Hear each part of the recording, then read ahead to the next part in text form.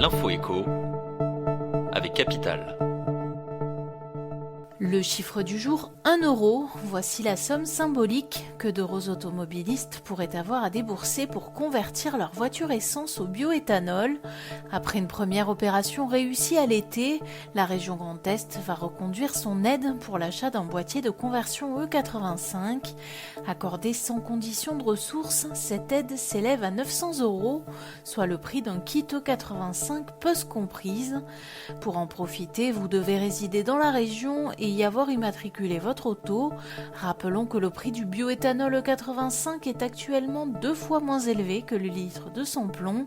Dépêchez-vous, seuls les 1000 premiers seront servis. Le coup de gueule du jour concerne les arnaques au placement qui prolifèrent sur Internet. Dans une énième mise en garde diffusée le 30 mars, l'autorité des marchés financiers alerte le grand public sur de nouvelles plateformes qui proposent d'investir dans des biens divers, vins, parkings, EHPAD, containers, sans y être autorisés par le gendarme financier. Autant de sites qui ne doivent pas vous attirer malgré des promesses de rendement très alléchantes et totalement irréalistes, comme pour les faux livrets bancaires censés offrir des taux délirants.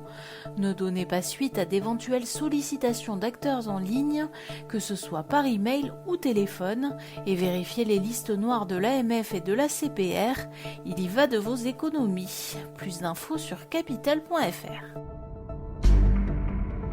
L'info pratique Capital, que vous envisagiez d'acheter ou de vendre un bien immobilier, sachez que son prix dépendra de certains critères tels que la présence d'un balcon, d'une cave ou d'un parking. Pour évaluer à quel point ces éléments peuvent influer sur le prix, Capital a interrogé les spécialistes et vous livre ses résultats.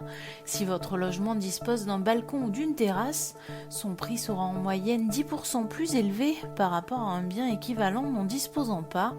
Au contraire, la présence d'une cave aura une influence négligeable sur le prix final. Étage, exposition, travaux, retrouvez sur notre site leur impact sur le prix d'un logement. Et on termine avec les dernières mesures de freinage annoncées mercredi soir par Emmanuel Macron. Face à la flambée de l'épidémie, le chef de l'État a décidé d'étendre à tout le territoire, à partir de samedi, les restrictions qui étaient déjà en vigueur dans 19 départements.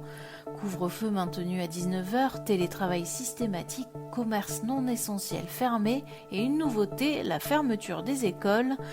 Nous allons fermer les crèches, écoles, collèges et lycées pendant 3 semaines, a annoncé le chef de l'État, précisant que le chômage partiel ainsi que tous les dispositifs d'aide étaient prolongés. Emmanuel Macron a par ailleurs donné comme échéance la mi-mai pour une réouverture progressive de certains secteurs touchés de plein fouet par la crise sanitaire.